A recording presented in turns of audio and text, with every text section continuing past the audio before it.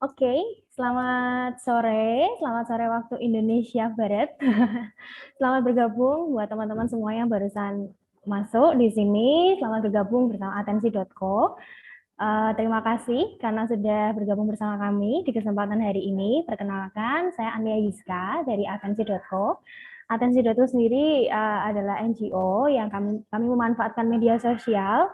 Tujuan kami untuk kampanye literasi media, terutama literasi media digital. Nah, pada kesempatan kali ini kita berkesempatan dalam rangka International Women's Day, Atensi mengadakan diskusi tentang gender, disabilitas, dan juga media. And first of all, I would like to thank you for all the speakers today. Thank you, Dr. Lynn. Thank you, Dr. Nurul. Thank you, Nyan, and also Mbak Dyah Paramita yang hari ini akan menjadi moderator kita. Thank you very much to being our speaker today. Nah, sesuai kesepakatan yang sudah kita berikan juga sebelumnya, kami memohon untuk semua peserta diskusi hari ini bisa mematikan audio dan juga video karena kita akan live-kan seminar hari ini di YouTube, sehingga kami berharap video juga bisa dimatikan karena kami berharap tampilan di YouTube juga bisa lebih fokus kepada pembicara yang sedang menyampaikan materi seperti itu ya. Oke, langsung saja daripada berlama-lama. Acara hari ini langsung saya serahkan kepada Mbak Dyah Paramita. Mbak Mita yang hari ini ada di Oman. Silakan Mbak Mita. Terima kasih Yiska. Thank you Yiska. Happy International Women's Day everyone. Welcome to the webinar. Yiska already explained about the background of this event. So we are at the first season now. We have 3 speakers right now that will present for, each of them will present for 20 minutes.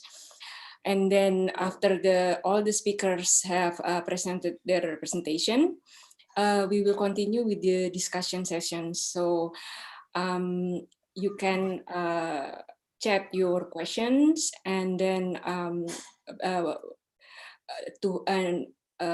write your question in the chat box, and then also to whom that you ask your questions from. And then you can use English or Bahasa Indonesia. So, and first of all, I would like to introduce our first speaker, Dr. Lynn Rose.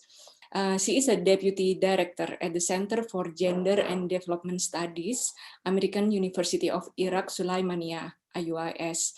And she is also a professor at the AUIS at the Department of Social Sciences since 2016. Prior to that, she was a professor at the Truman State University in Missouri, United States. She also taught in Germany, and Lynn was also a Fulbright Scholar and a Mary Switzer Distinguished Fellow. She did an extensive research and publications on disability and gender issues. We shall start with the first speaker. Lynn, the floor is yours. Thank you. Thank you so much, Mita. And thank you so much for inviting me to speak about ableism, disability, and gender. I think you'll be operating the PowerPoint slides for me. And if I could have the first slide. First slide, yeah. Oh, it's visible? Yeah. Okay, yes. Okay, great. Is it, can you have, okay. There we go. Okay, yes. Very good. Yeah. So what I'm going to talk about is how disabled women are subject to double oppression. And this is because gender and disability intersect. And yeah, the next slide is fine. Thank you. If I could have the next one. They intersect, especially from the perspective of social justice. So this slide is titled Social Justice Intersectionality, shows a circle of 8 facets. All of these make up our social identity. Clockwise from 6 o'clock, we see disability, culture, class, religion, ethnicity, gender, age, and sexuality. So our identity in terms of these 8 categories determines how we will be perceived. Each of these categories has its own form of discrimination depending on the time and the place that we're in. If I could have the next slide, please. This slide shows 6 green street signs with various kinds of discrimination. On the left, we see racism, sexism, and heterosexism. And on the right, we see classism, colonialism, and ableism. Since I'm talking about gender and disability, I want to focus today on sexism and ableism. And the next slide, please. Sexism, of course, is the more familiar of these two terms. Sexism is the belief that one sex is inherently better than the other. Usually, not always, but usually, this takes the form of people believing that men are inherently better than women, hence this illustration that shows a scale on which the word man carries more weight than the word woman. And the next one, please. In this same way, ableism is the belief that disabled people are worth less than non-disabled people. Ableism is the belief that disabled people are less able than non-disabled people. This slide shows a scale also with the non-disabled person sitting at a desk having more weight than the disabled person sitting at a desk. And the next one, please. Sexism against women, as we know, it's called misogyny. As this slide illustrates, a huge fist is blocking the figure of a woman who pushes against it. Many of us women have experienced sexism, whether it takes the form of lower pay for the same work that a man does, or rude comments about our bodies, or being called a bitch, or worse, if we speak out about something controversial. Next slide, please. Ableism, then, it takes the form of discrimination against people with disabilities, as this slide illustrates. One hand lifts up a non-disabled person, and another hand makes a stop gesture at the disabled person. People with disabilities experience ableism all the time, every day, in large and small ways. Ableism, like sexism, can include employment discrimination, rude comments, and silencing, and so much more. And the next one, please. To me, this fantasy painting illustrates ableism. This painting is by Halabja artist Lahon Farid Nasrallah, and I use it with his permission. It is in muted blues and yellows and greens and mauves and pinks. We see a long curved staircase in which 17 stairs are visible with walls on each side. We don't see the beginning or the end of the stairs. A person in a wheelchair has climbed the first 7 stairs. Behind each wheel, all the way down the stairs, is a trail in brown. This is grooves that the wheels have formed in the staircase. Ableism is a system of oppression. Stairs without ramps are just one symbol of this oppression. What we're seeing here is architectural ableism. And the next one, please. Of course, the system of oppression, believing that women are inferior, believing that disabled people are inferior, it gets internalized. And this slide says it all. We see an unhappy woman, her arms are crossed, and the text says, internalized misogyny teaches you to hate other women. And it also says, it also teaches you to hate yourself. In the same way, internalized ableism looks like this. What we see is a figure in a wheelchair with 4 thought bubbles, which say clockwise, I will never get a job, I am not good enough, I'm broken and I need to be fixed, and I'm asking for too much. Internalized ableism. We can start to dismantle the oppression of ableism if we understand it. Ableism is associated with the medical model, which is illustrated on this slide. We see a human figure who is labeled the problem in a circle, and surrounding the figure is the word problem with arrows pointing toward that figure. In other words, in the medical model, a disabled person is broken and the disability is the problem.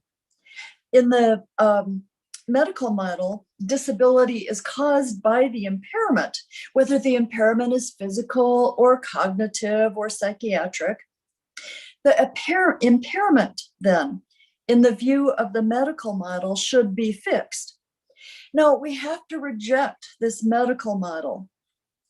Rejecting the medical model, by the way, it doesn't mean rejecting doctors or medicine. Rejecting the medical model just means rejecting this view that people with disabilities are broken or less than or inferior to non-disabled people. And the next one. The medical model obviously is not a healthy way of looking at disability. It is ableist. It's ableism. The alternative to the medical model is the social model. This slide illustrates both models and shows that so much depends on our perspective. We see a drawing of a woman sitting in a wheelchair. She's next to a sign that says, "Way in, everyone welcome." But the problem is the way in is a flight of stairs, which explains what the frown on the woman's face. On the left, the text explains the medical model of disability. From this perspective, it says, the impairment is the problem. They should cure her or give her prosthetics. On the right, the social model is explained. The text says, the stairs are the problem. They should build a ramp. And the next slide. This is the social model, explains some more. So now the person in the middle of the circle is no longer labeled the problem in the social model. Now the problem is barriers, and these barriers are imposed from the outside. If impaired people didn't have to deal with barriers, they wouldn't be disabled. Barriers, as this slide explains, can come in a lot of different packages. The environment, such as buildings and services, can be inaccessible. Social barriers include attitudes, stereotyping, prejudice, and discrimination. This is what the problem is in the social model. And the next one, please. So women with disabilities have double discrimination, at least. They may have additional handicaps, such as being a minority of any category on this slide, which again shows the categories not only of disability and gender, but again, culture, class, religion, ethnicity, age, and sexuality. A disabled woman who is also poor has a triple disability. And then what if she also belongs to a minority religion in whatever region she lives in? Next one, please. Many disabled people have resisted internalizing the stigma, the pity, and the paternalism. And even in the face of so much discrimination, there is disability pride all over the world. We see here another painting by Halabja artist Lahon Farid Nasrallah, and I've also used this one with his permission. What we see here is two people. On the left is a woman with long hair in a wheelchair. She's wearing a rose-colored shirt and blue jeans. She's dancing with a man with short dark hair standing in the right hand of the painting. He's wearing an orange shirt and blue jeans. He has one leg and he's using crutches. This couple looks into each other's eyes. Both are smiling slightly. The background is muted yellow, blue, and green shapes that suggest an urban area. To me, this painting suggests disability acceptance, disability comfort, and for me, it symbolizes social justice. Well, how do we work toward social justice? How do we accept diversity and start to include everybody? A good first step is to realize that ableism is the problem. Disability is not the problem. Disability is normal. And thank you. Thank you very much, Lynn, for your thoughtful presentation. Let me give a summary in Indonesia for the audience.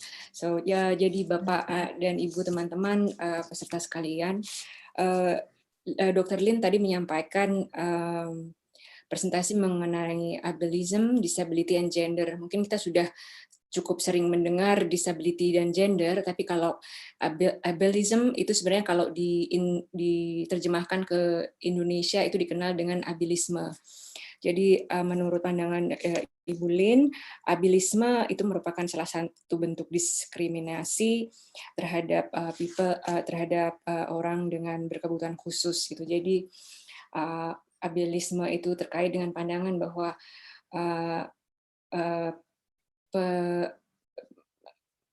mereka yang memiliki kebutuhan khusus itu broken atau mungkin kurang mampu, tidak mampu dan perlu diperbaiki begitu. Tetapi sebenarnya yang bermasalah itu adalah pandangan seperti itu. Jadi beberapa model ada beberapa model yang terkait dengan abilisme ini. Pertama medical model dan yang kedua adalah sosial model. Nah, sosial model ini yang menurut Ibu Lynn tadi merupakan pendekatan yang perlu dipromosikan. Jadi yang perlu didobrak adalah barrier-nya atau masalah yang ada di luar dari lingkungan, bukan orang yang memiliki kebutuhan khusus yang bermasalah. Yeah. So the next speaker is Dr. Nurul Hasfi. Dr. Nurul Hasfi is an associate professor at Communication Science Diponegoro University in Semarang, Central Java. Dr. Nurul achieved her master degree from Ateneo University in the Philippines and the doctorate degree from Gajah Mada University in Indonesia. She did research regarding the participation of people with disabilities in the elections and information technology accessibility for the disabled in Central Java for the election. Dr. Nurul, I would like to invite you to present. The floor is yours. Thank you. Okay.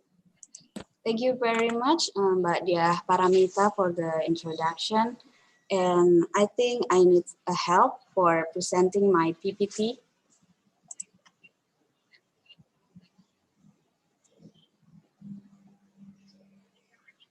Thank you, Mbak Riri. Well,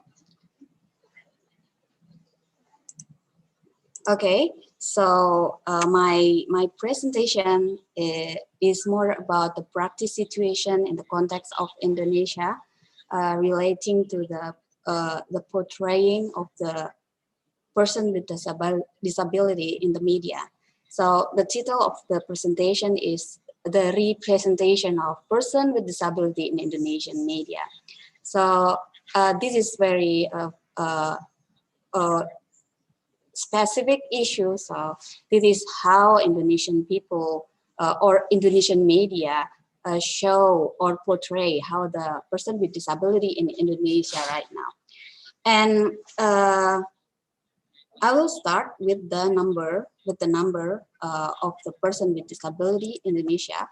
I do not get formal data from the Indonesian government, but so I trying to figure out some source, and I get two sources here from the Pusat Data and Informasi Pusdatin.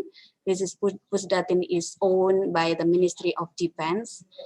This data said that Indonesia have 11 million person with disability, or about 4.07%.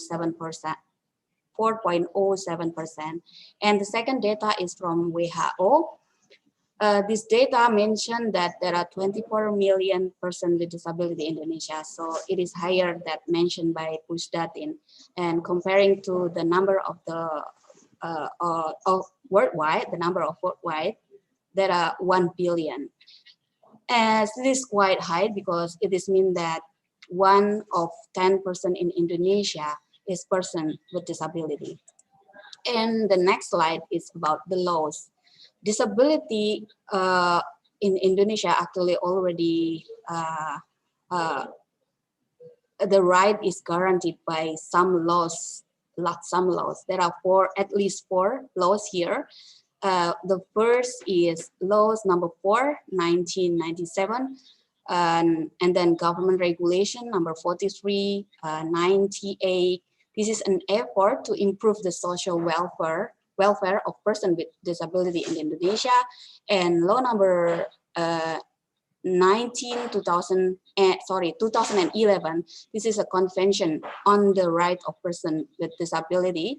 And the last is law number 8, 2016 on people with disability. So the main issue that is brought by this law is that they guarantee an equal rights and opportunity for people with disability in many sectors in Indonesia, such as education, health, public facilities, social life, etc. And that is what trying to guarantee by the government. The next slide.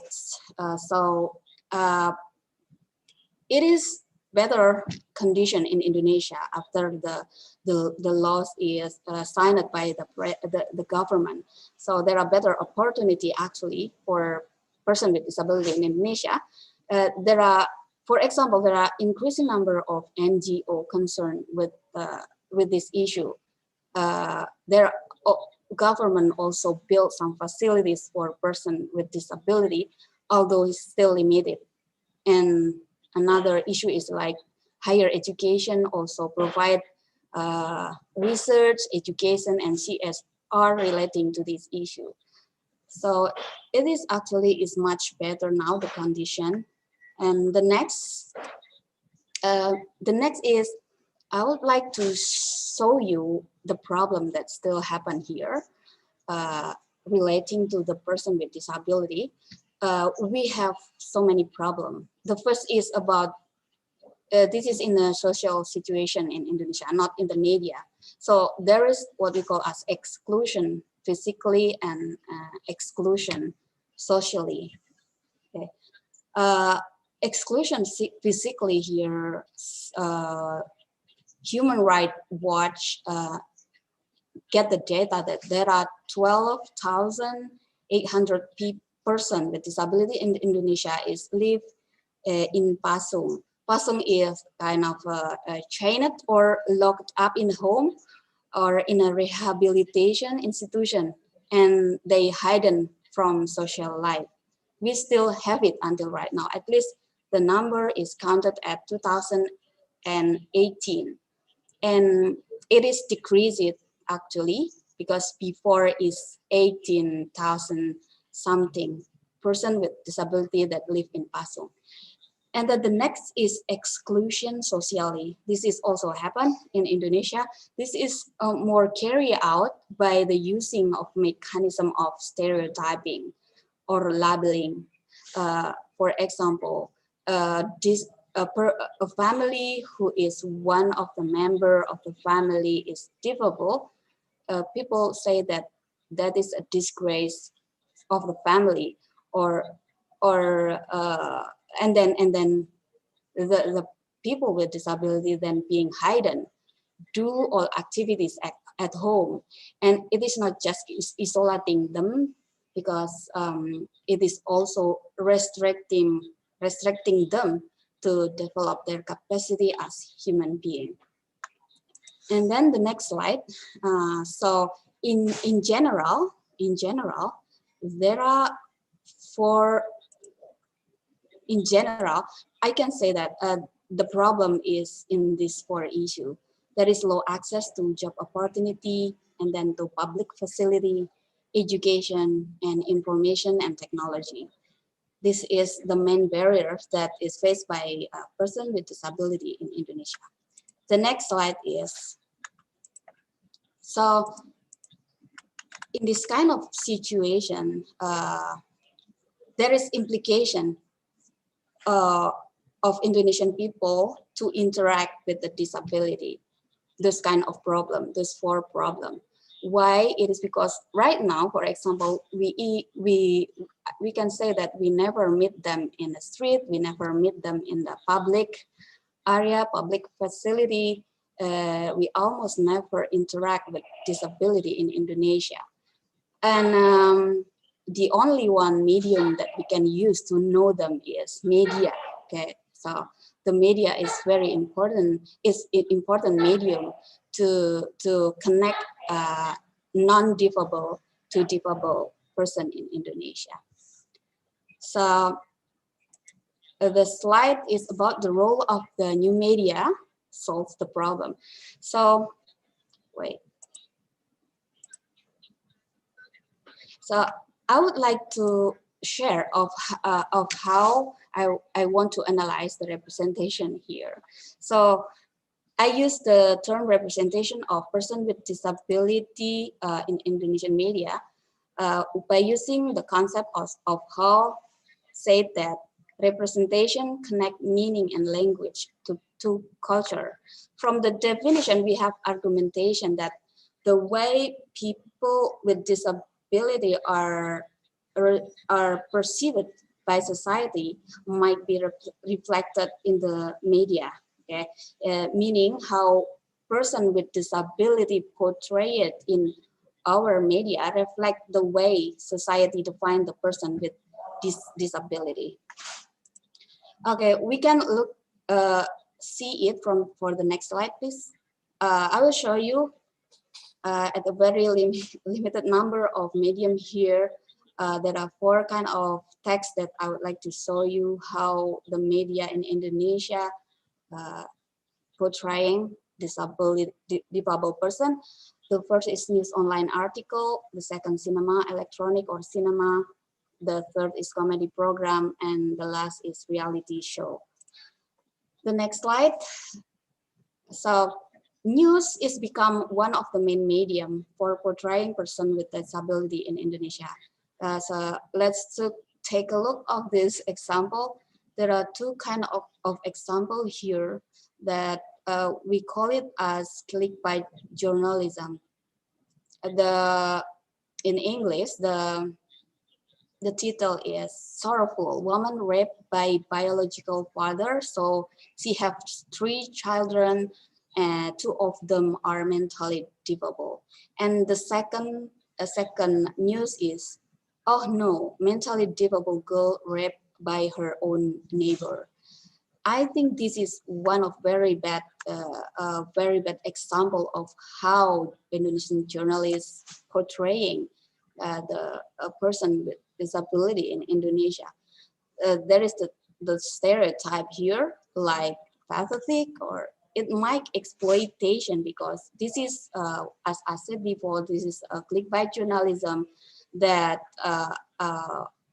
trying to increase the click by using the title, the title of the news that get attention from the internet user.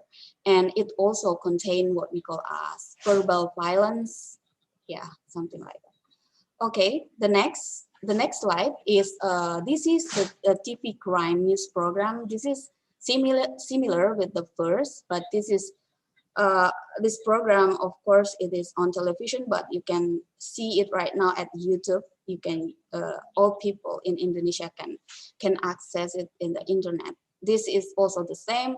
The media representation here is stereotyping of pitiable, pathetic. This is also exploitation and verbal violence and unsympathetic.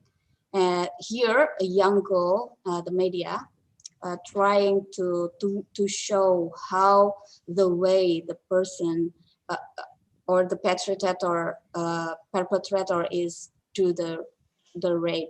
That is what the television trying to show to the audience. Okay, the next, this one is cinema electronic Tuyul dan Mbak Yul. Maybe most of you do not, Indonesian people, of course, yeah. Most of you not see what's this kind of show in the television right now, but you still can see it, watch it in the YouTube. It represents, it was one of Indonesian sinetron that have high rating, and the audience target is children and housewife. And as you can see here, that there is a person of short stature, and it has character, evil, genie, and Balier, and it represents that they are evil, unlucky, and crafty, this kind of thing. The next, this is another two kind of program in Indonesia that have high rating also. And the first FTP, you still have a chance to see right now on the television. But the next one about Cecep or Wah Cantiknya right now is not in television anymore, but Indonesian audience can see it freely in the YouTube. So for example, the first man is a father that hated by her daughter caused by his physical disability because he has no hand. And he was represented as a poor father. He is a constructor worker there. And the FTP have a sad ending where he is hit by a car and die right before her daughter finally accept him as a father. This is the bad ending for the person with disability. And the second picture, I think it is very popular sinetron those time. It was popular at 2001, and we can find it at the YouTube streaming right now. And this actor is one of the most handsome actor in Indonesia, actually, it is a bit ironic because in this case he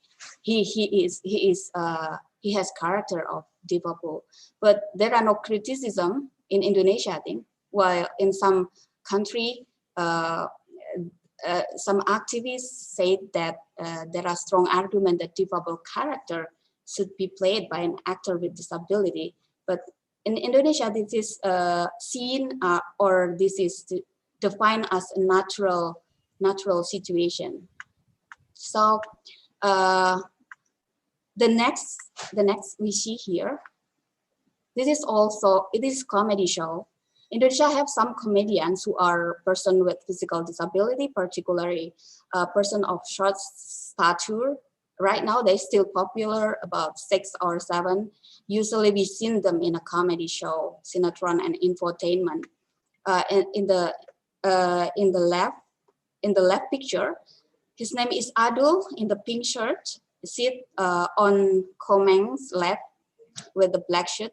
Suddenly, 2 people come in and invited Komeng to shake his hand.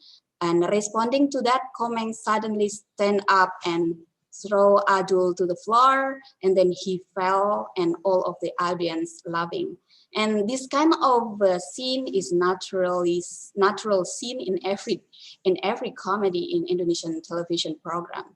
So in this case, the person with of short stature was become the object of bullying.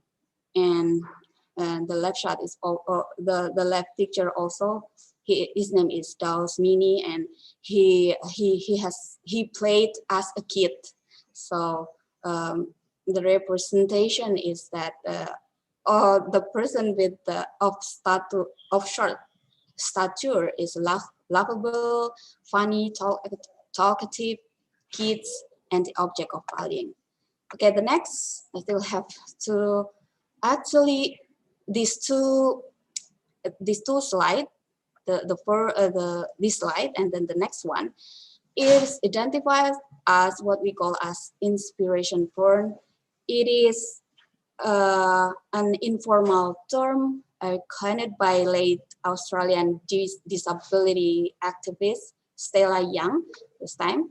So we have a lot of program that trying to inspiring the audience, but on the other hand, it has problem.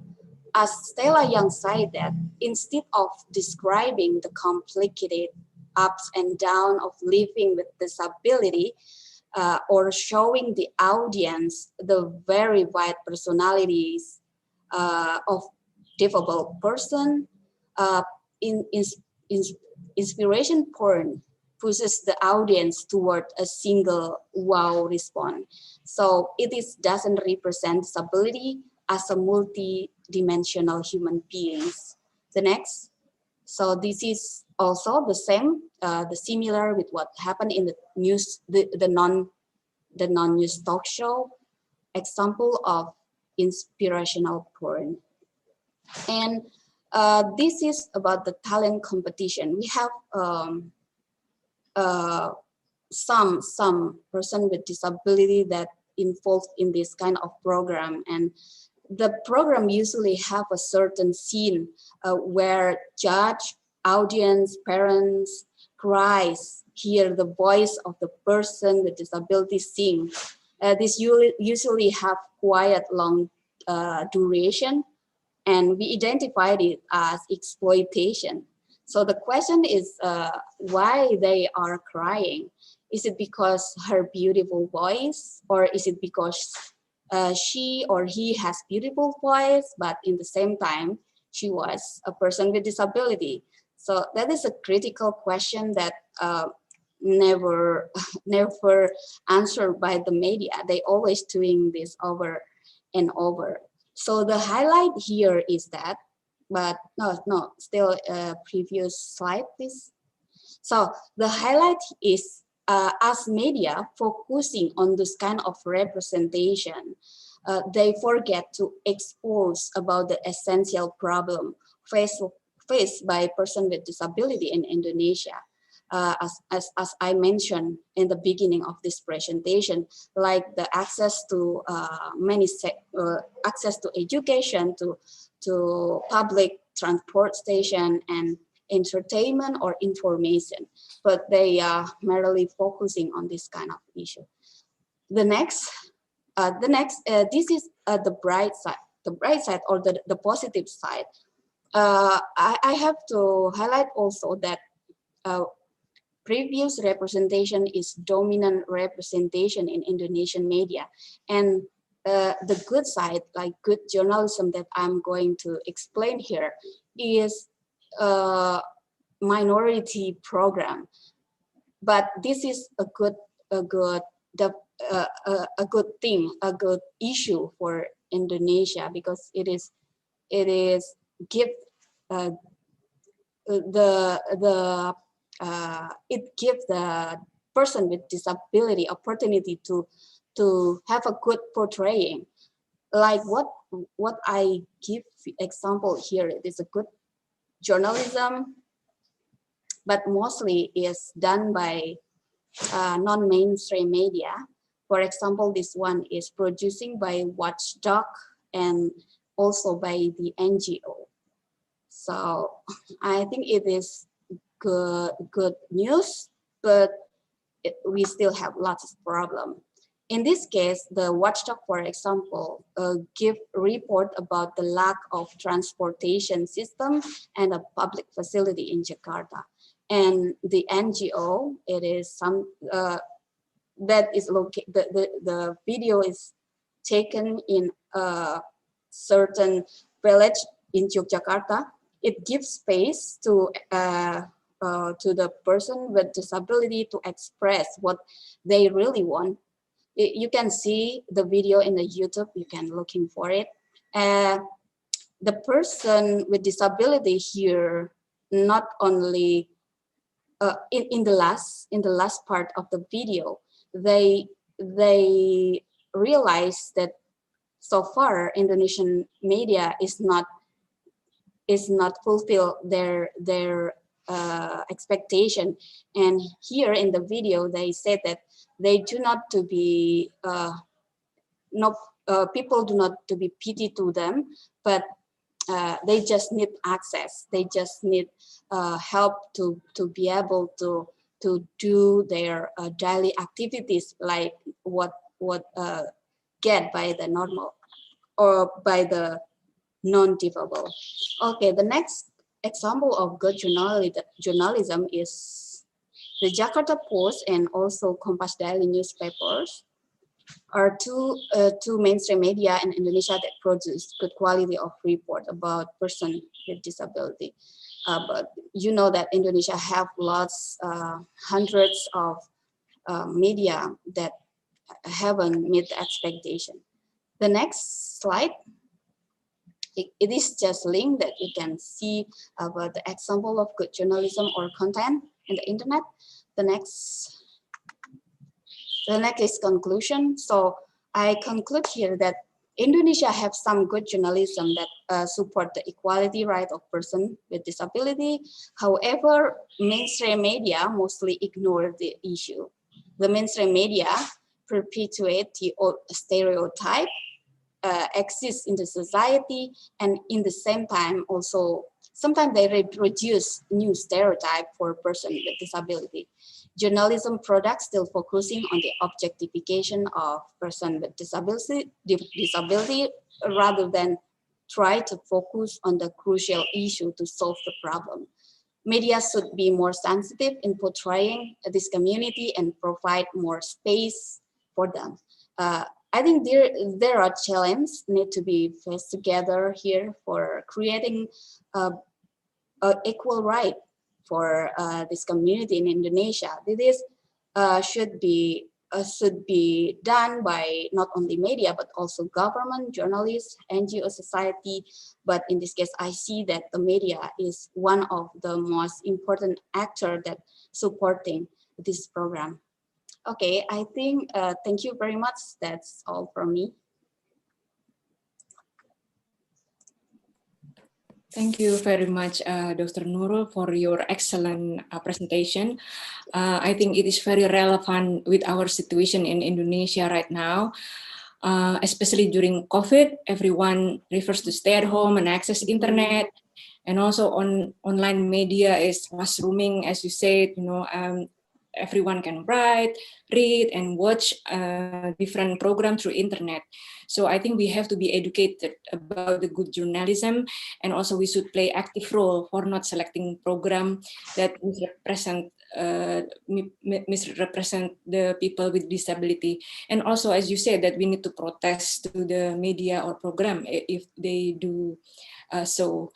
And also I would like to add that recently Indonesian Press Council or Dewan Press issued regulation number 1 2021 regarding a guideline for disability friendly reporting.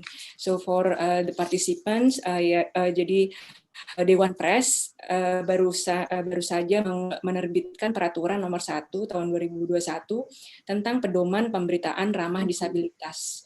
Jadi so I think this guideline is quite useful, and also shows that there is that there should be awareness for the press and also for the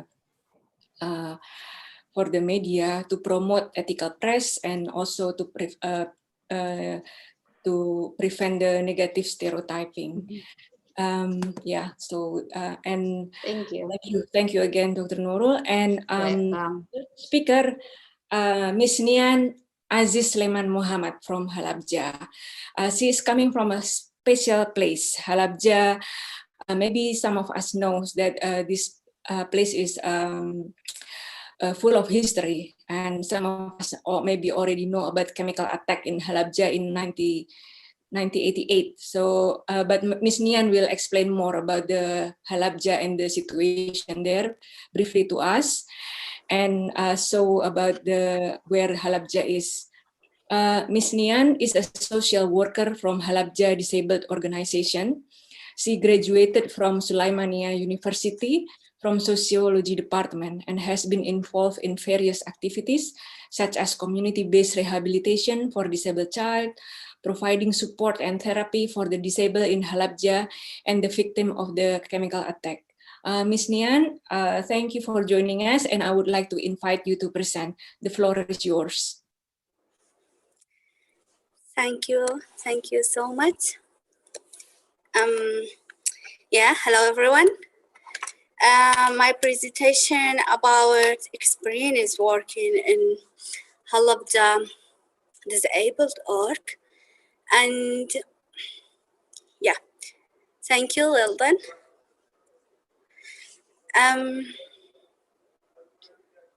Okay. In Halabja, we have many cases with disability, especially in gender, but we have so many issues and challenges in here also.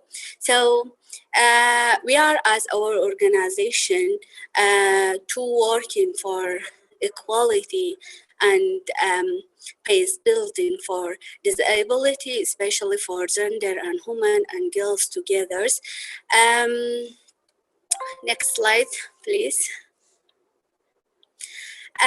You can see Halabja in here. In Halabja, when the governorate from Iraq, especially Kurdistan, the 5 one from Kurdistan region in Iraq, and we are in line with Iran side, and also because of the big attack that in 1988 happened in Halabja.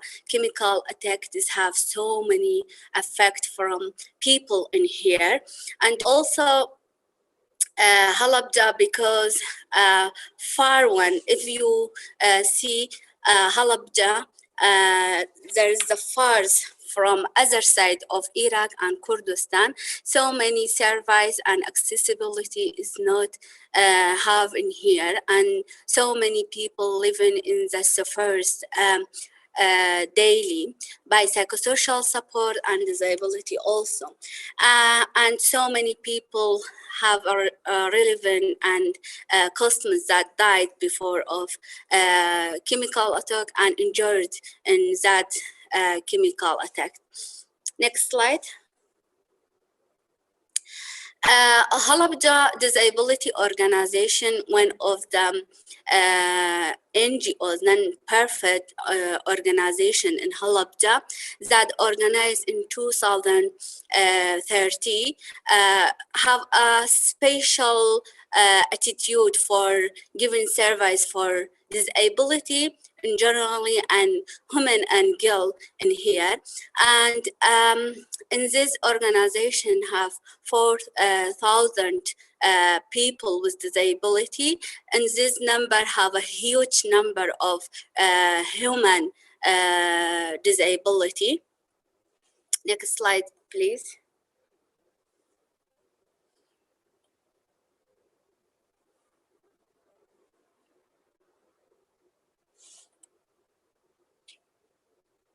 Next one, please. Okay. SDO have a special vision that because of researching and founding and discussing about the rights of disability, it is the one important vision that SDO has, respecting rights of disability in society and changing attitude towards of people with disability. And SDO want that giving a good education for all of disability in Halabja, because we are believing that if we go to school, maybe we can get more rights, and we can go to socialize it also. Because of this vision, maybe we can giving more service to women and girls of disability also. Next one. Okay, SDO work to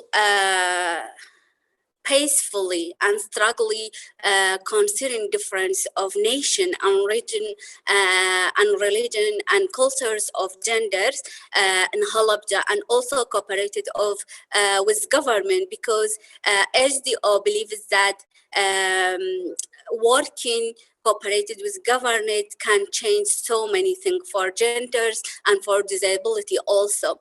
And also they are looking for the international organization that what happened surround of the world and what thing is more effectiveness and access to disability human and disability person in society, and also ones that working in health sector, especially psychosocial support, because in here we are living with a closed society, so everyone need a psychosocial support and want to mix it with society and changes this attitude that have toward of the disability, especially toward of women of disability in here. Next one, please. SDH have a special policy for children and also for women.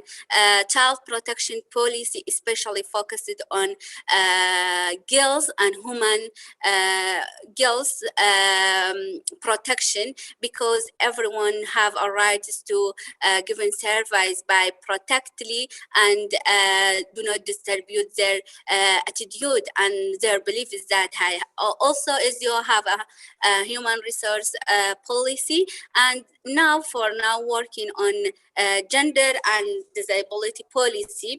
The aim of the policy is that sharing to all society what is the good thing, what is the effect things that we can do for disability, after disability for human especially.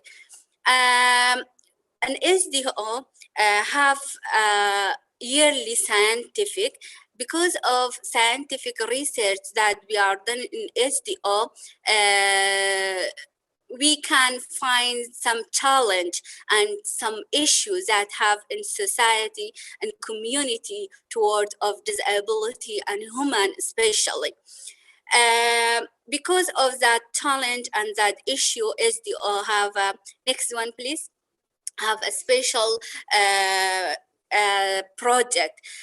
Because of SDO structures, we can believe it, we can do something for gender and girls and women with disability.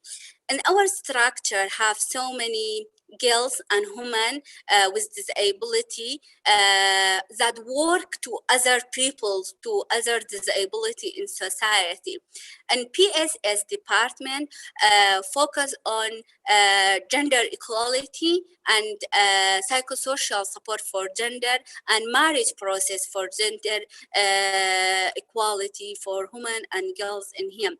And also in all part of this structures that have in SDO, equality gender is one important thing that we are working on it. Next one, please. Because of so many challenges that I'm talking, and we are founded because of our scientific research that we are doing in yearly. We know that in here, education is the most important point that we want working on it, especially education accessibility for children and women and girls for disability. Betterment opportunity for education for students with special needs. That is the one project that it's since 2015 with FIDA International. That aim of this project is that all children with disability and women and girls and anyone from any side of this community go back to school, because have so many girls with disability didn't have access and didn't have right of education. And in this project, we are working on sharing and separate awareness campaign to society about right of education for children with disability, especially for girls.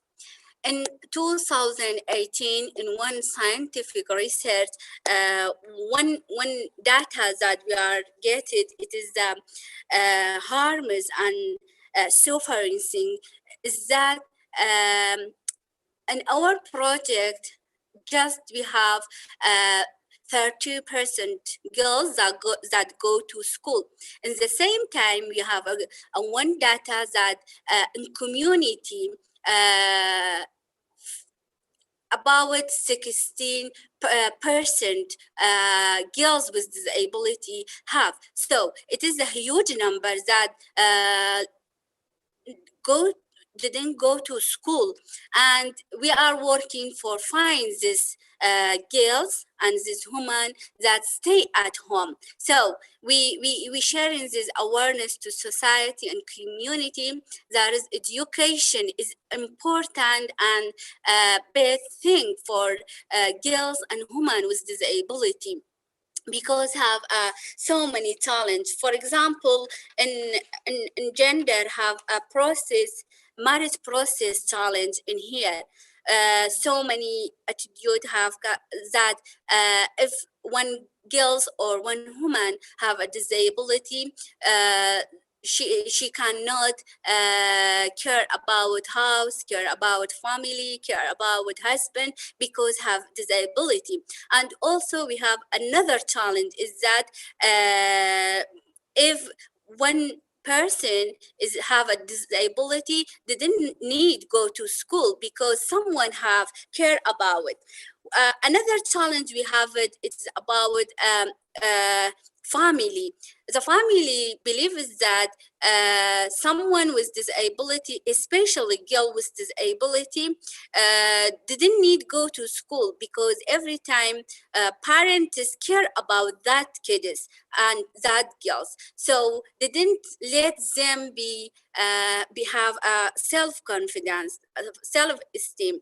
It makes so many problems for future that girls. And also have a challenge with accessibility. We have a challenge that sometimes community didn't want go to other parts that didn't have a ramps and good accessibility for disability. And psychosocial support, we are working on that because have a big stigma toward of children and women and girls with disability. That stigma is that attitude of community is that oh, there is a disabled person, so they are not need go to out. Why they are go to outside? So you should stay at home because every time you need someone else care about you.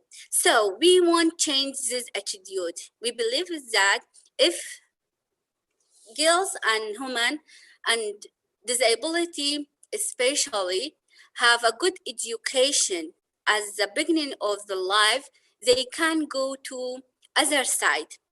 For example, if we have good education for one children with disability, after that they can get job opportunity, because in here education is the main thing for getting job opportunity. So in here have so nice law, but we have a problem and challenge with the practice. We have challenge with people knowledge. We have a challenge with community awareness. And also we have another challenge that women and girls with disability didn't know about their rights. So our duty is so hard and so hard, because we should go to all of sides of society and work for disability person. the one side that we are working, introducing disability rights to themselves, because if someone know about their rights, nothing can distribute these rights. And also we need sharing awareness about this right to community. We have so many seminars, training, webinar for community about the disability rights, sharing health rights, education rights, job opportunity rights, because we have a one aim, we have a one thing that we want get it, is that one day is come our community be one conclusion and inclusion society for disability, women and girls also in society. In here, maybe we can say that the people's ready to get information, but no one can share that information.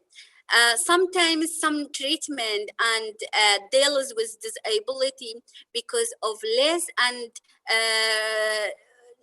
reducing of information and knowledge about disability and women and girls in society.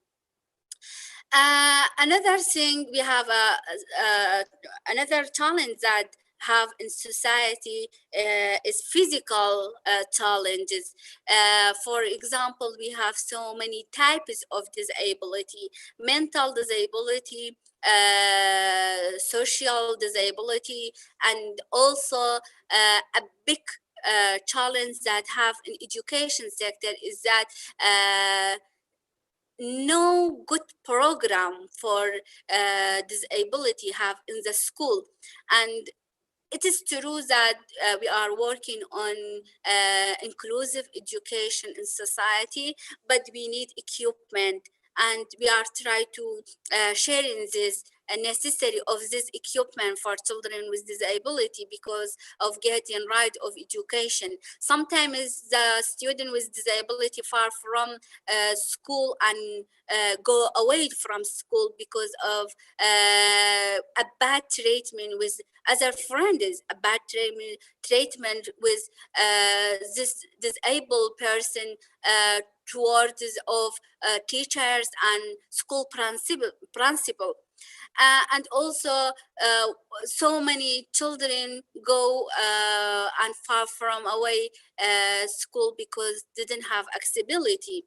They said that I can't go to school because they didn't have a ramp. I have a wheelchair, so why should I go to school? At the same time, nothing is changed for me. Nothing is ready for me.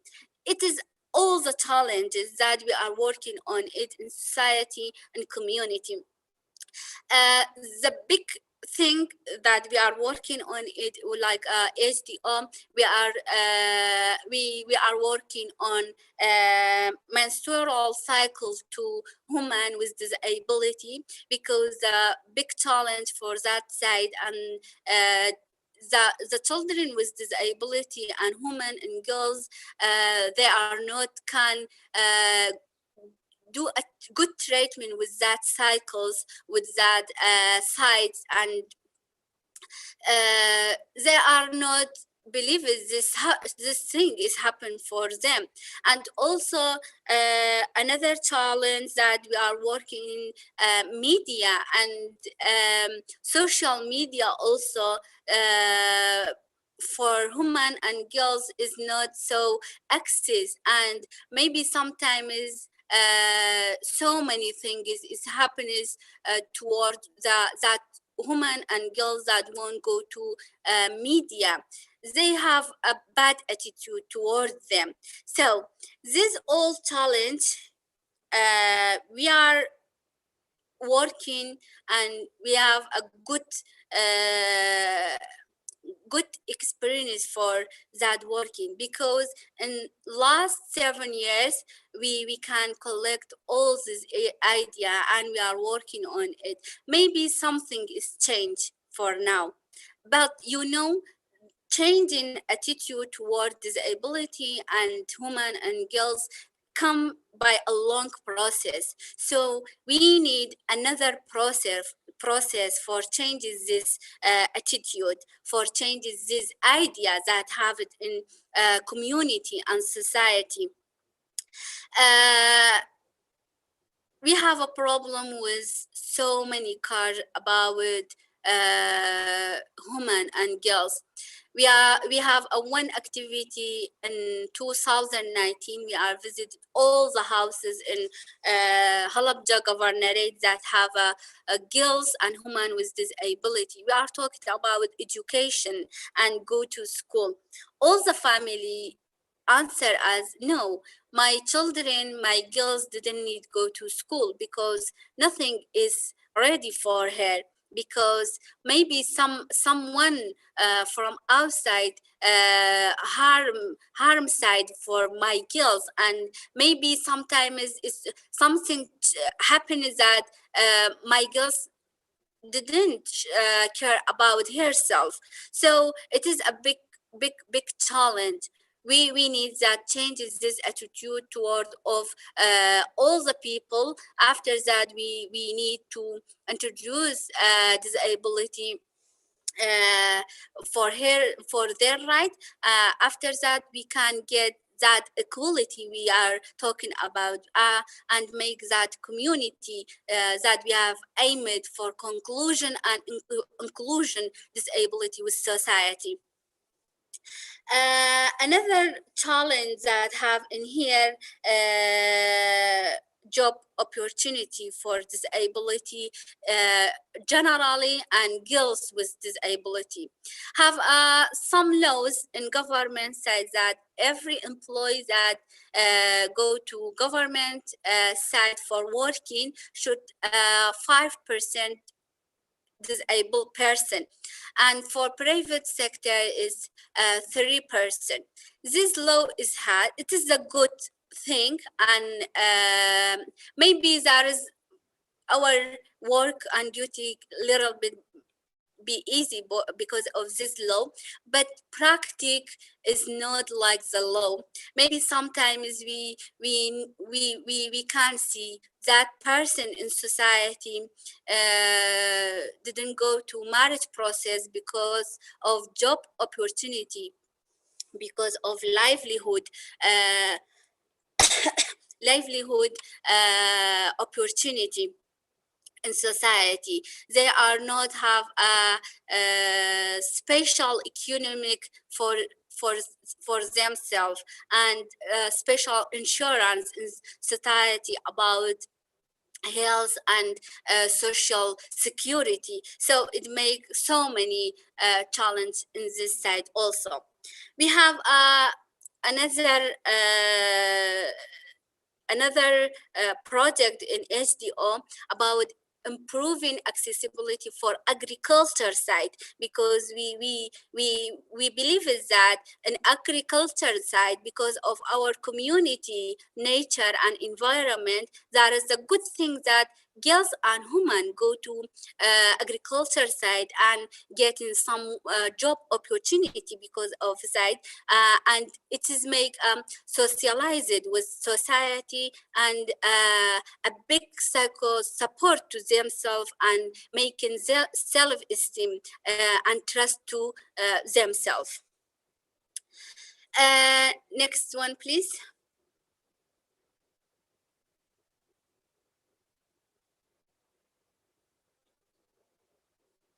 Yeah, there is a last slide. So in generally, I want say that because of chemical attack, we have so many problem with disability person and psychosocial support. We have so many women and girls living with trauma and PTSD in here, and also this trauma is living until now, living with that person that losing someone's and relative in society. Because of this trauma, maybe so many women and girls didn't go outside and didn't have any interest for introducing their rights. There is a big problem in Halabja is that we have a closed society that have a bad attitude toward of women and girls with disability. We are working on it. We are need so many times. We maybe need some experience from international organization for solutions this problem and for solutions these challenges. That is a all thing.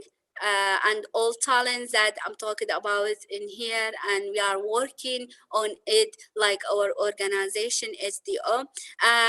SDO, one organization that work for disability person, especially for women and girls in psychosocial support because of scientific research and session and counseling for women and girls with disability.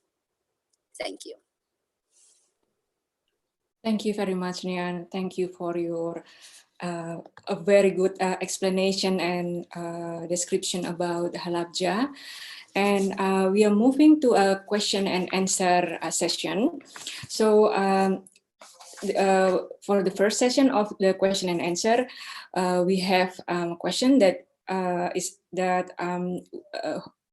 we expect to be answered from all the speakers. And after that, we also would like to discuss some question that is dedicated for specific speakers. So this is for all the speakers. First question is from Andi Openta from Jambi University in Sumatra. Hello, Andi. So he asks to all the speakers that people don't choose to be born as disabled, but community members, they don't understand it, and sometimes they mock and bully people with disability. So what is the effective way to change this view and stop this bullying? And for Ms. Nyan, HDO takes physiology disability seriously because of the chemical attack.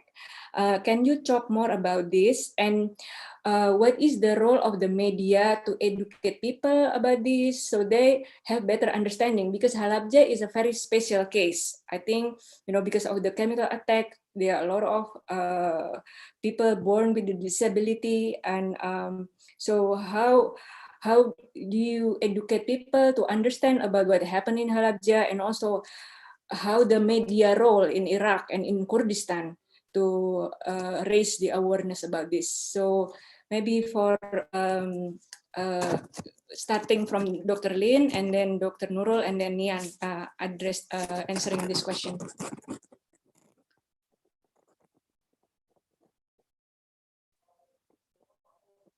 Sorry, Lynn, I think you are still muted. So sorry. You'd think I'd be used to Zoom by now.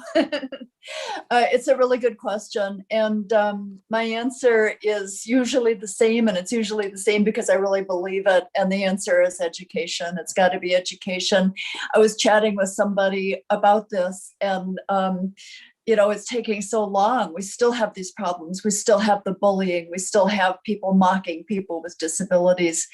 And of course, education isn't the only answer, but I think it's the basic answer. That's why I think organizations like the Halabja Disability Organization are so excellent, because that's what they focus on, is education. It's going to be a long and slow process, but I think it's one we simply have to go through. Thanks. Thank you, Lynn. Dr. Nurul, maybe you want to answer the question. Yes. Yeah. So I will add what Dr. Lynn said, and I think I agree with her definitely. And particularly in Indonesia, what happened and how our community, our family seeing disability is not culture or value that it's shaped in 1 or 2 years, but it is kind of a culture that is shaped in decades, maybe hundreds years, and it is very difficult to be erased. But from the perspective of media in this case, we have to be optimistic, and what happened in Indonesia right now, for example, we see that the actor like the media, the NGO, the government is already shaping a good policy to try to overcome this problem. Like for example, as Mbak Mita said about the Dewan Pers, right now they already have the new regulation for how the media in Indonesia report or writing news about disability. This is one of a good step for a press board of Indonesia, and also the increasing number of NGO, because I also did a research about 2 years ago with, but really and me doing this research, and we found that in the social media there are increasing number of NGO that using social media for trying to give the empowerment to the disability, and this is a good news. And the media, this is one of the issue that is need to be finished or fixed by Indonesian media, Indonesian journalists, and you know that Indonesian journalists I think have a low quality of education in reporting about disability, and they need. I think Dewan Pers is one of the institution that already have the step right now, and I hope that it will be much better in doing literacy to the journalists. So the answer is the same with Dr. Lynn.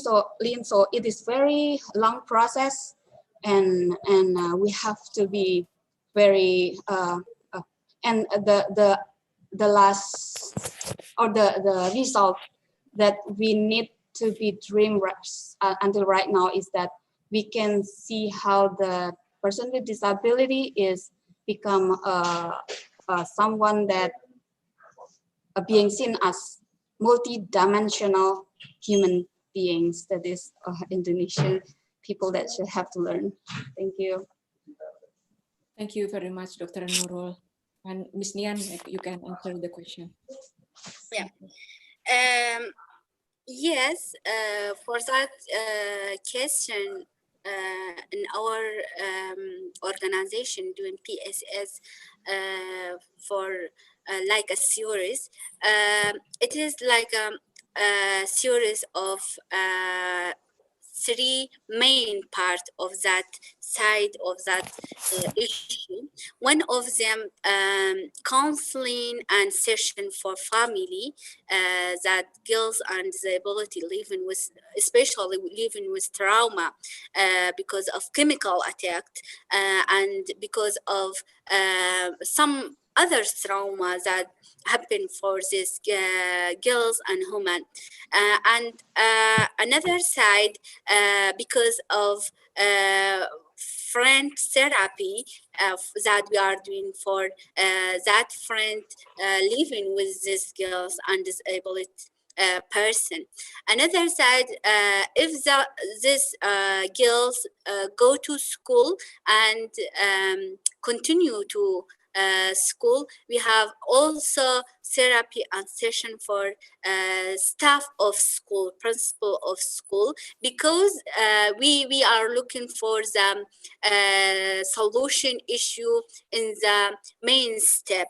If we are working on the case, maybe nothing is changed. We should working on community, family, and school also, because we need a strong solution, because that thing, we are living in close society. We can't far from society. We should mix it with society. So surround of us is an important thing for solution of that problem we have it in here. And also, yes, media have a role for solutions this challenge and issues that I'm talking about. In the media, we have a campaign for sharing awareness about disability and gender equality for disability socialization, and also have a special radio program because so many people and population in here using TV and radio in here, so we can using this media for sharing that awareness we are needed to giving the society and community. Thank you very much, Nyan. And there is also another question that dedicated for all speaker. It's from Stefan Septiani and Bapak Eko Handoyo from University of Diponegoro. The question is there any regulation for the company or organization in employing people with disability? And is there any example from other country? And Stephanie asked about how to provide equal opportunity for people with disability, and also if especially there is no regulation in place. We can start with Lynn. Maybe do you know if in the US whether there is a regulation about company to provide certain percentage for people with disability job, or maybe in other country that can be a role model?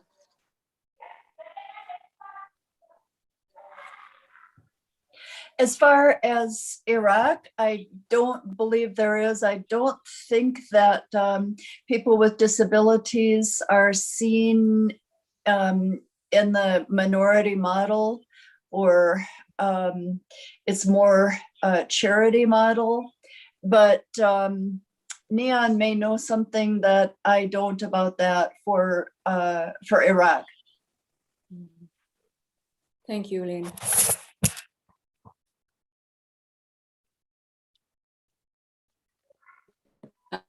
Thank you, Lynn. And Dr. Nurul, how's the situation in Indonesia? Is there any law or regulation about employing people with disability? Yeah, this is the newest law number 8/2016. I already put it in my PPT.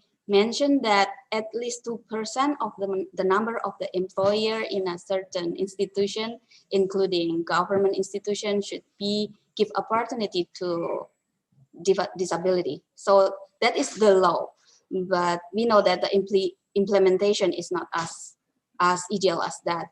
But we already have the law, and we hope that it will give more opportunity for the disability in Indonesia to have opportunity to work in an institutional, in a formal workplace. Thank you. Thank you. Thank you. And Ms. Nyan, maybe you can answer the question. Yeah, actually in Kurdistan and Iraq, as I said, we have good law for job opportunity for disability person, but the practice is issue because so many financial crisis and economic crisis in here is happening. Maybe the job opportunity for all of people is a big talent, not just for disability person. But for disability person, this talent it be a double talent and double issue. In our organization, because of Handicap International project, we have some opportunity for disability person, especially for disability women.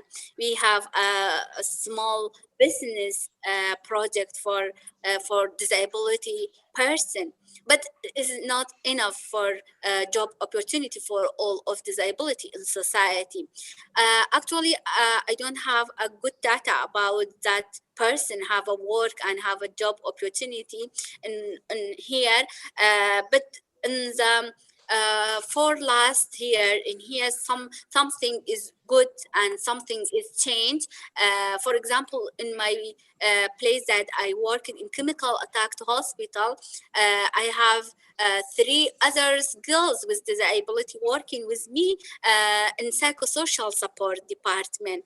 That is a good thing, because when someone come to here and see when girls with disability that have a good estimate and self-confident, it's sharing this experience for other person with disability, that someday, one day is come, something is changed and they can get job opportunity.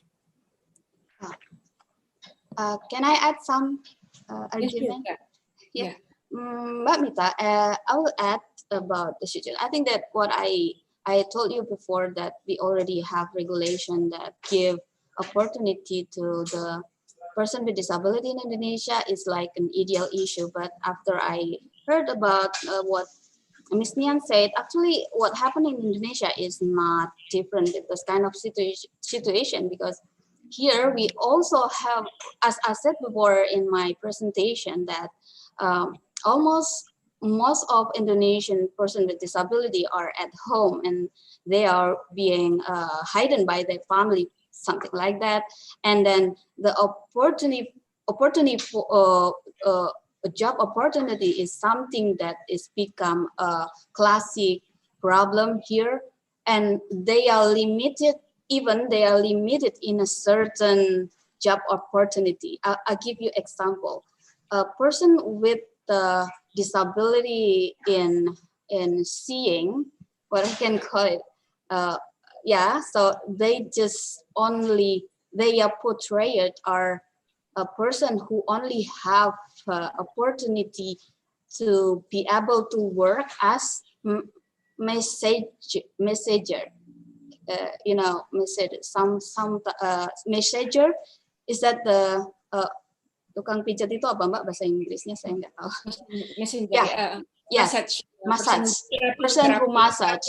This is what happened in Indonesia. Person who have disability in seeing, they only get that job, and it is of course other kind of disability, and that is quite lucky for a person with disability can have this kind of job.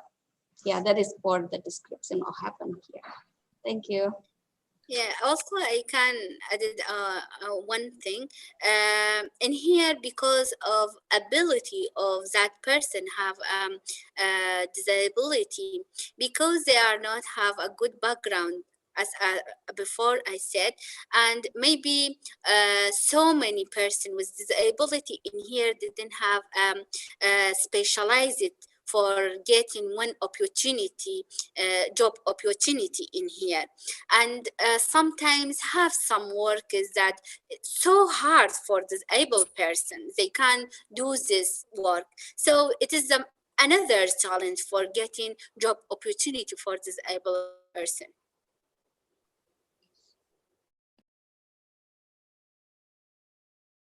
Thank you, Nyan. And so there is now we are moving to a specific question for a speaker. First is from Cecilia to Dr. Lynn. What do you think about combining medical and social model for the disability people? Oh, yeah, I actually answered this really briefly in the chat, but I think it's a good question. I think that, like I said in the chat, when you look at any society, you're going to see the perspective of the medical model and the perspective of the social model all together. So even in an ideal community where it's mostly social model mentality, you're still going to get some medical model. The same thing here. When I look at my own community here in Suli, I see mostly medical model, mostly charity model, but of course social model as well. So yeah, both of the models are theoretical, and reality is a little bit more messy than that. And I'd like to point out again with the medical model, it's the medical model when it's briefly described, is all bad. The social model is all good. And again, this isn't putting down doctors or workers, social workers, or any other kind of medical workers. It's just a way to describe an outlook. So I hope that addressed your question. Thank you. I hope it is answer Cecilia's question. And Cecilia can type more if she needs more explanation. And there is a question for Dr. Nurul. So Dr. Nurul, if there is, are all types of disabilities put in PASUNG? And then is there protest from anyone against these depictions in the media? Yeah. So the question is there any person who criticized this kind of? Yes, yeah. Yeah, of course. If you seen one of, if you open one of my link, so I don't think I put it there. The protest, of course, is usually it is from, not from the family, not from the neighbor. That is what I know, because most of them who are in PASUNG are them who have what Indonesian or Japanese say as a person with a crazy person. They actually they call it crazy, but actually this is we have to say that person with mental disability. And what happened in our society is sometimes they are very aggressive and attack person, attack family. So when the family put them in the PASUNG, all people around them are agree, because it will not attack and endangering person around them, right? So that is what happened. And protests usually coming from other part of the, I mean, from organization, for example, in Indonesia, as I put in my PPT, the institution who protests about this, about PASUNG is Human Rights Watch. They came to Indonesia, investigated, and looking for the number of how many Indonesian person with disability who are in PASUNG. And it is, the report is given to the government. And as I said before, there are still, until right now, at least at 2018, there are 12,800 person who are in PASUNG. So that is what happened. And even we also can see how in rehabilitation institution also using PASUNG to rehabilitate them. I think we need research to know about it, why it is happened, but this is what happened here. I hope it answered the question. Thank you, Dr. Nurul. And there is a question that maybe I think is relevant to Ms. Nia, and also Lynn, if you can add. So, so it's from Atensi. I want to ask how the social media trend in Iraq. Did ableism happen in social media too there? Because right now people active to explore and communicating in social media platform. So maybe Nia can explain whether in social media the practice of ableism is happen in Kurdish language, in the Kurdish media, and yeah. And Lynn, what do you think about what's happening in Iraq? Yes. Sorry, I'm not get your question very well. Okay, so yeah, the participant wants to ask about the ableism in social media in Iraq. The coverage of the media that describe the people with people in disability is not capable.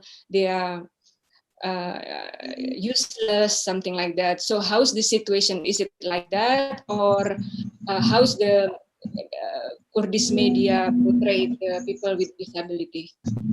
Yeah. I can explain that situation for all of society in here about social media, because social media, it is not so old things that we are using. That is a new thing. Maybe some information is not sharing so good in society to all of people to using social media, especially for disability person. Maybe they can't using accessibility in social media for using social media. Maybe the situation is happen and come toward all of society, not just for disability person, but the situation it be double for disability person, especially for using some violence in social media towards some kind of disability, like a mental disability, and something is happening in here, but actually I know that have some laws in government for stopping this thing, but I don't have any case in here because of social media, and to talk about that case for participants. Okay, thank you, Nyan. You want to add, Lynn? Yeah.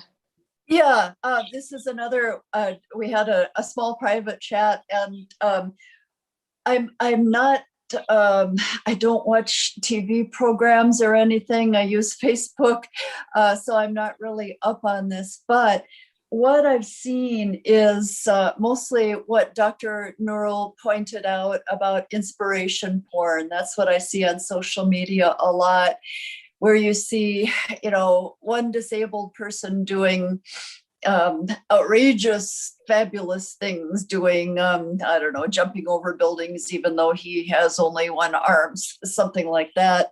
This is so damaging because, for one thing, it's the freak show idea, let's look at the disabled person doing amazing things.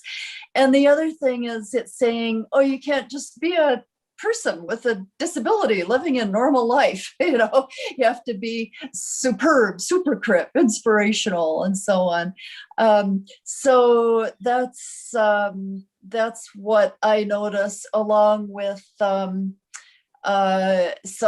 pitiful things too, like, look at this poor disabled person.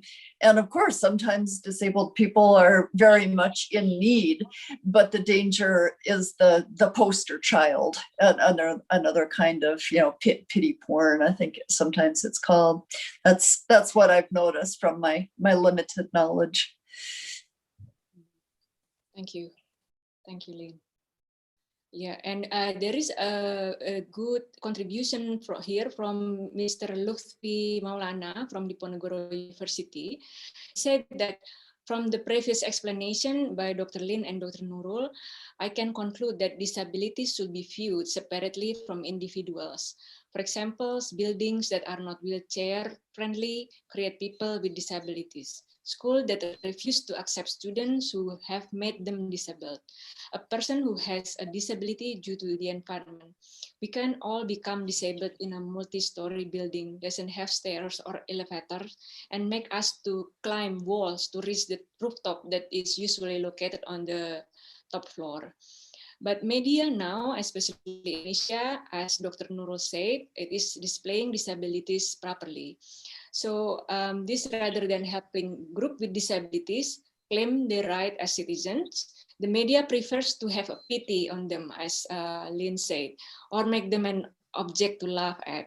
So what are the first steps needed to change the style from charity-based to right-based in today's media economy, and do we have optimism for that? Maybe first Dr. Nurul, and then Lynn can answer it. Yeah, I think I already answered this question previously, but I will wrap it one more time. And the answer is that will not easy to be, it is not easy to solve this kind of problem. It is needs time. It needs many sector who together support the same aims, because the problem are spread everywhere at the family itself, the way family seeing their member of family that have disability is in a negative way. In Indonesia, this is, for example, is a social value that have since hundreds or maybe decades years ago, and then from the government is not this Indonesia, maybe I can say that only since 2014, for example, they give more attention to difabel after the Jokowi, if I'm not mistaken, that they involve the person with disability to be give them opportunity to choose or participate in the general election, for example, something like that. So Indonesia still have a lot of works to get the ideal situation, but we have to be optimistic. And for me, as a media person, I think media is one of the big institution that responsible for this, because media is represent what happened in the society. If they good enough to make a good representation about or portraying the person with disability in a good way, I think this is one of a good step to go there. Thank you. Thank you. Thank you, Dr. Nurul. Lynn, Yeah, I thought that the question or the comment was phrased really nicely, and I don't think it can be overemphasized that disability is not the problem. Disability is normal. It's barriers that are the problems. Without barriers, there wouldn't be any disability. Yeah, how do we get to making this internalized? I think, again, you know, my same old answer, education. We just have to keep talking about it and remembering that it is long and slow. I don't think I do a lot of disability advocacy work, a lot of gender advocacy work. I don't think, probably even in my lifetime, I'll see an enormous change. On the other hand, when I started in disability studies 30 years ago, or maybe more, the medical model was all there was. There wasn't even this concept that disability is normal, or that barriers are what causes disability. And now it's really starting to be accepted. So I think there is room for optimism, but we can never forget the importance of education and conversation. Just like this conversation now is, it's a leap forward. Thanks. Thank you, Lynn. Thank you. So there is a question for three speakers from Roro Wuri from IAIN Salatiga from Central Java. Before Corona, our campus accepts students with disabilities who take public relation program. So she would like to have a suggestion on how her campus to be able to prepare them, how to prepare their campus to be ready and competitive in the with this online system, and also to be able to accommodate the students with disability. Yeah. I wonder if maybe Dr. Nurul have, like maybe Undip already prepare a program for the student with disability, or in Iraq, is there any, like a specific program, something like that? And also Nyan, maybe in Sulaimania University, there is special program or facilities to accept a student with disability. Yes, Dr. Nurul. Okay. Diponegoro University actually have regulation that the regulation mentioned that they do not differentiate student based on this disability. So disability can become the student of Undip. But the problem is that we do not have the facility yet. But right now, Undip is step by step doing this kind of thing, this kind of preparation. For example, Undip built the facility for disability, like in PSIP, in my faculty, for example, it has been built, right now, the faculty built the elevator, the lift, and it is part of our program to accept the person with disability. And actually, it is too late. Actually, it is not a good thing because we just start right now, but better late than never, right? Right now, we are trying to go to that point, and why it is also caused by, like for example, international accreditation for university, that one of the value or the mark is graded from the facility for the disability. So the campus will sooner or later should build this, and Undip right now is preparing for that. And to answer the question from Mbak Wuri, I think the question is how to prepare it. I think it is need preparation, not only, so the preparation should be not only the infrastructure of the building or facility, but we also have the teacher, right?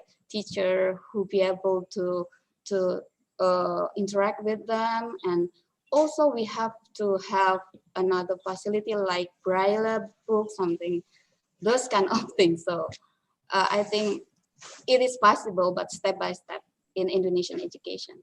Thank you. Thank you, Dr. Nurul. Lynn, maybe you can add.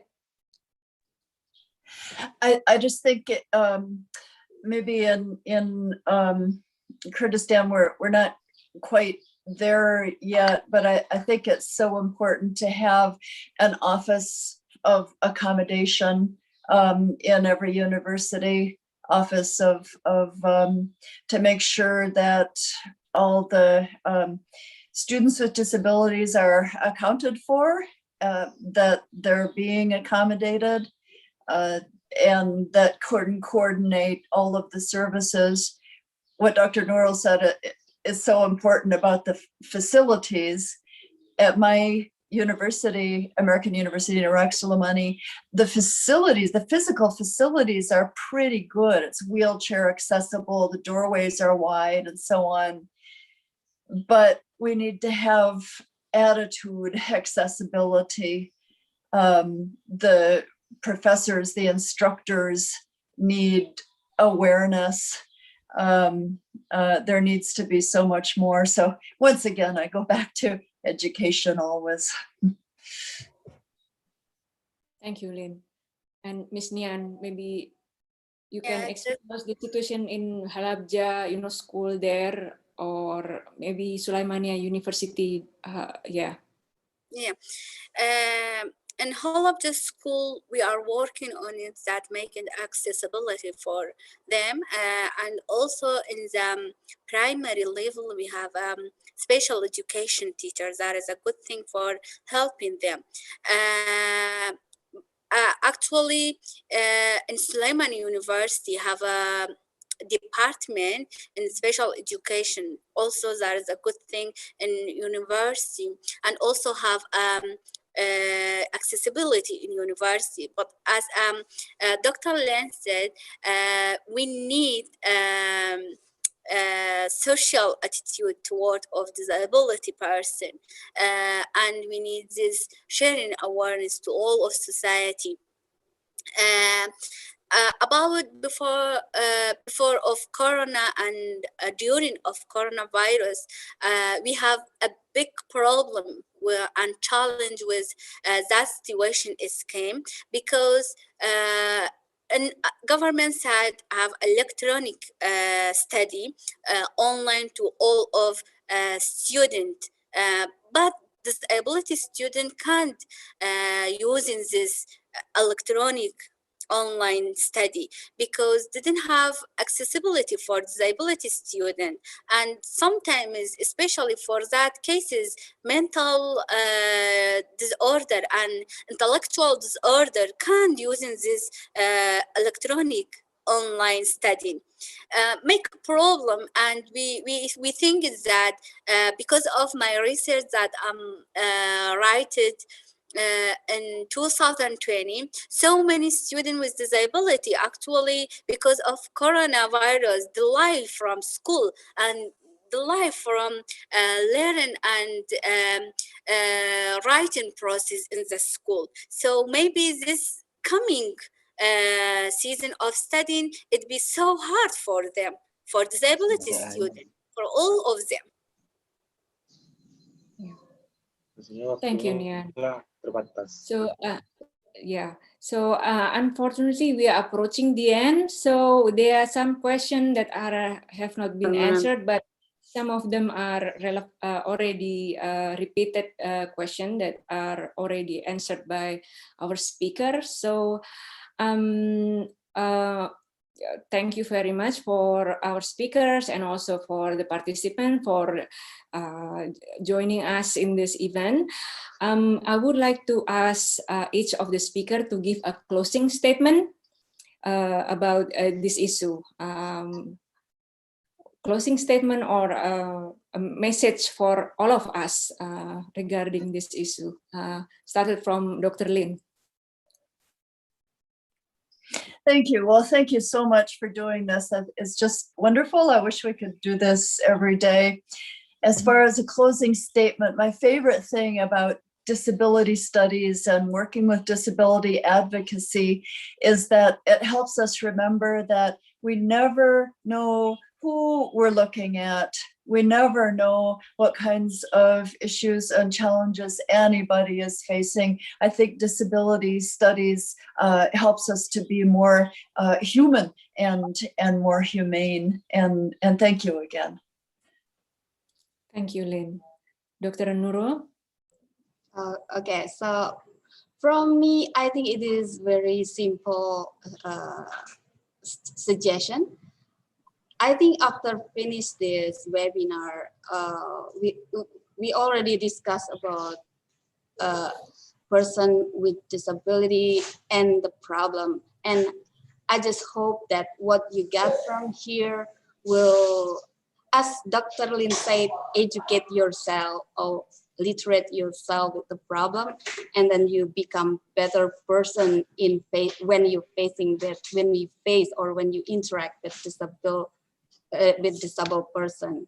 So that is my statement. Thank you. Thank you, Dr. Nurul. And Ms. Nyan? Thank you. And here, clarify all the talents and discussing about talent is nothing change till we are working on that talent and what is the solution of that talent. One important thing that education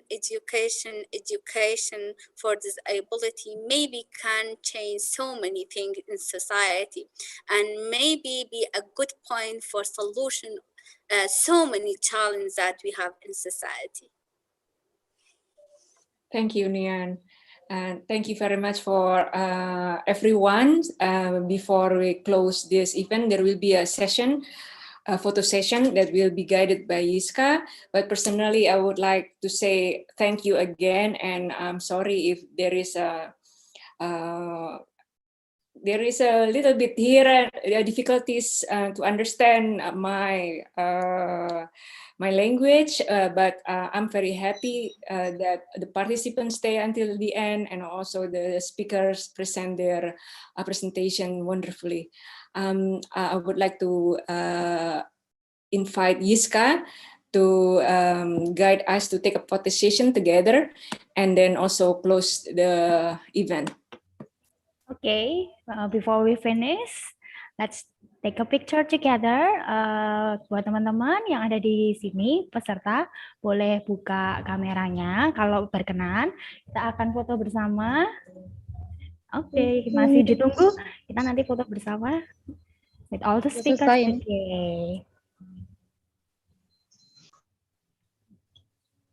Oke.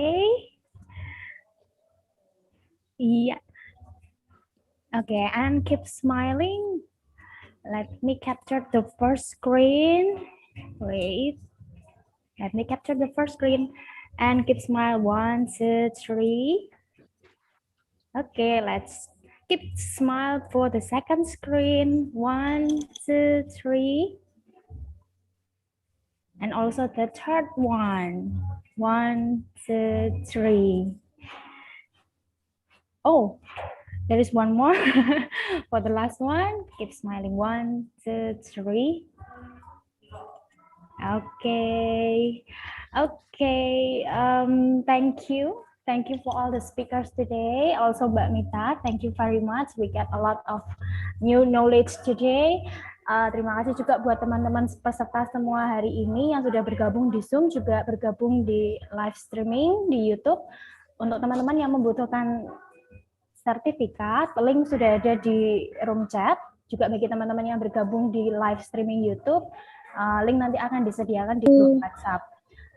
Sertifikat akan dikirim paling lambat hari Jumat atau 3 hari setelah ini melalui grup WhatsApp. Jadi dimohon teman-teman untuk tidak live group terlebih dahulu sampai menerima sertifikatnya. Oke, thank you. Akhir kata, Happy International Women's Day for all. Thank you and see you next time. Thank you. See you. Goodbye. Thank you, Mbak Mita. Thank you. Dr. Lynn. Thank you, everyone. Thank you, Miss Nyan. Thank you, Dr. Nurul. Thank you, Yiska. Thank you, Dr. Lynn. Thank you, Miss Nian. Thank you, Mbak Mita. Thank you, Mbak Thank Riri. you, Mbak Riri. Kita langsung keluar ya. Boleh keluar kan ini? Boleh. Kita langsung keluar. Ya, Terima thank you. Dr. Bye. Dr. Lynn, maybe we will talk later about the invitation. Thank you. Mbak Mita. Ya, terima kasih.